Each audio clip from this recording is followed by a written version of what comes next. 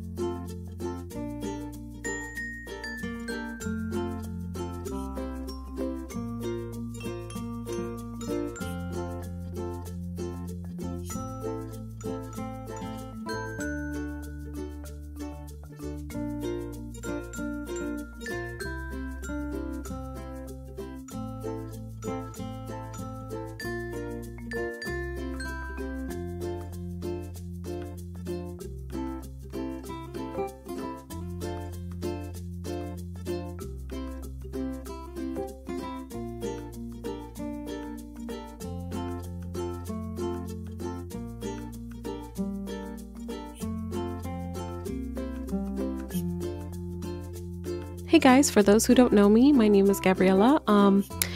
I started this channel just about maybe like a week or so or two ago.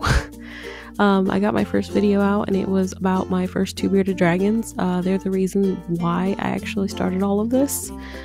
So this video is actually going to be a little bit about our reptile sanctuary update.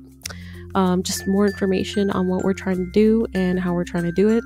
It's been a little bit of an experience, so a lot of things have changed and a lot of new things are going to be incorporated. I want to talk about how it's going to work with the homes. It's not just going to be my home, it's going to be a lot of other people's homes. They will basically sign up and apply with me. I have an application process that they have to go through. I'm going to have to check references. I'm going to have to check, they're going to have to notarize the document. I'm also going to have to do kind of like a home check just to make sure that they're going to be homed in a very good environment. I'm not judging anyone by what they have. It's just I want to make sure that they're in good hands. I want to make sure that they're with the right people. And by meeting people and getting to know people, I think that that's the best way to go. But from there, the way that it's going to happen is if somebody does contact me in regards to a reptile that needs to be rehomed, I will share it with the group, and whoever is the best fit for the animal will be contacting the owner of the animal. From there, that person will be responsible of picking up, feeding them, taking full responsibility of their health. The sanctuary is not responsible. We just provide you with the information. I mean, I actually have asked for donations for certain things. So if I do have anything that's spare, for example, I will be receiving some cages next week. So anything that I do have a spare of and the animal does not have, I will provide it. So that's not a problem. I may provide a cage, or I may provide something just, so that you have for the animal. Not all the times will I do that, because not all the times will they be available. But if by any chance you guys are local and you have certain things at home that you just want to get rid of, either lights, rocks, driftwood, cages, whatever, just give us a shout out in the email and we will get in contact with you. We do need a lot of things for these animals, so please, if by any chance you do have anything, just don't hesitate to not think about us, okay?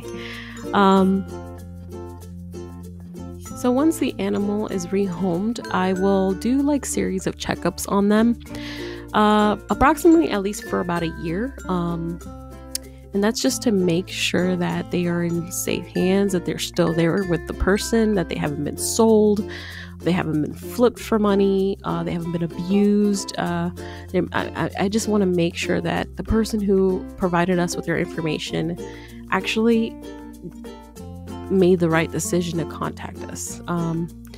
I want to make sure these animals are safe. That's all that matters to me. Not all the time will certain owners ask for updates, but we will provide them for you. You can keep in contact with the person that you're giving your animal to, and you guys can kind of keep in contact back and forth with pictures, videos, whatever you want. It is their responsibility to provide that to you.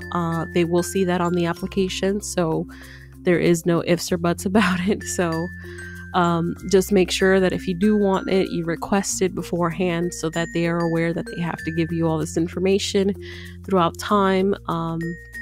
And like I said, if by any chance there is any animals with me personally, you guys are going to see them on Facebook. You guys are going to see them on YouTube. I will ask some of the members to go ahead and send me pictures and videos and emails. And I mean, obviously they're going to become administrators to the page. So they're going to be able to post whatever it is that they want, whenever they want, so that people can just kind of keep up with their pets and see how they're doing and make sure that, that we're doing what we're supposed to be doing, obviously. Now I do want to... So after my leopard geckos, the next video that I'm probably going to do is about our new veiled chameleon. He's pretty awesome. So I'm probably going to do a little video and update on him. I know that the owners who gave him to me, unfortunately, there is a health issue in the home that they are not able to care for him. So I absolutely understand, that his story is not one of those sad ones where someone mistreated him. He just really couldn't be taken care of the proper way that he needed to be. And so he's with me now. I did unfortunately notice that he is a little underweight. So I've been giving him a lot more food than normal. I noticed that she did mention that he was outside and didn't have regular bulbs and lightings for him, so he was just depending on the sun. So I knew that was a little bit of an issue as well. And it looks like he's having a hard time shedding, so I've been misting him more often than normal. And I also noticed that he also has the same burnt marks on his forehead and a little bit on the side of his face, and that's from being outside in the cold. When a reptile is left outside, it kind of just dries their skin out and it causes that burnt mark to kind of come up on their face. So just make sure if you have a reptile, don't leave it outside, especially in the cold. Not only can it kill them, but it can leave scars and marks on them, which sometimes can hurt them when they're trying to shed it off. But if by any chance you do have one and it did happen, just wait for them to shed it off. It'll probably take about 2 to 3 sheds for it to go back to normal. But that's about it. It should just take about that much. Out of that, he is pretty healthy. He looks good to me. He's eating fabulously. He's eating quite a lot. So I've just kind of given him as much as I can because I know that he is a little underweight. So I just want to get his weight back to where it needs to be. Normally with chameleons, they say to be very careful when you grab him, but the first day I just kind of like went for it and I picked him up and he stayed in my hand and he never hissed and he never tried to bite me. He was just absolutely awesome. He wasn't grumpy at all and I'm pretty excited. He is awesome. He's a good new addition to my sanctuary here in my house, and we'll be hearing more about him.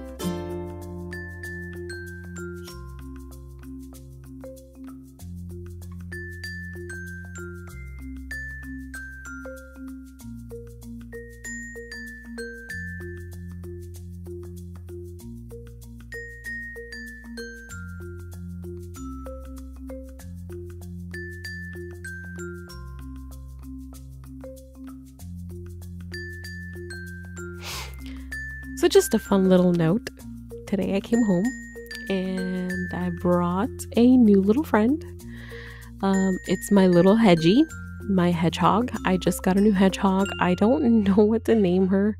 I did ask in my previous video if anybody knows any good names to name her.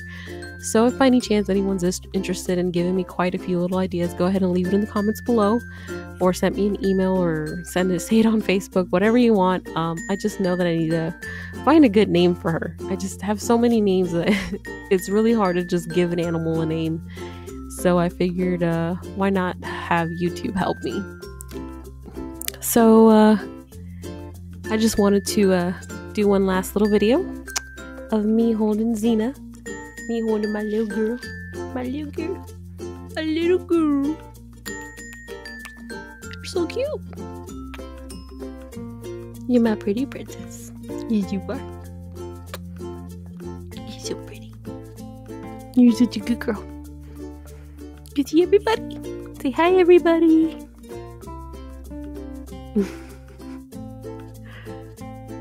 She's cool.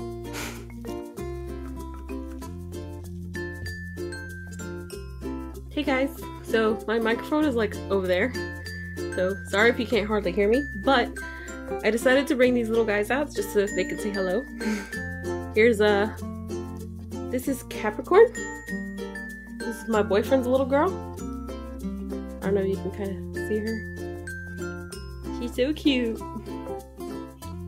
She's so pretty. Look at that sexy girl. She's a Sandfire with Yellow Canary. She's a little morph of the two. And then I also have my Aries. This is my little boy. He is currently shedding, so his skin's not gonna look so great for you guys, but he has a really cool design, and he's very he doesn't like being the center of attention and moving around so much. So I'm gonna kind of slow myself a little here for him, and I'll see he's shedding. So you can't really see the cool pattern that he has on his back, but he has like this really cool like zigzag thing. Once he sheds, I'll go ahead and give you guys a little updated video. And this is my little Aries.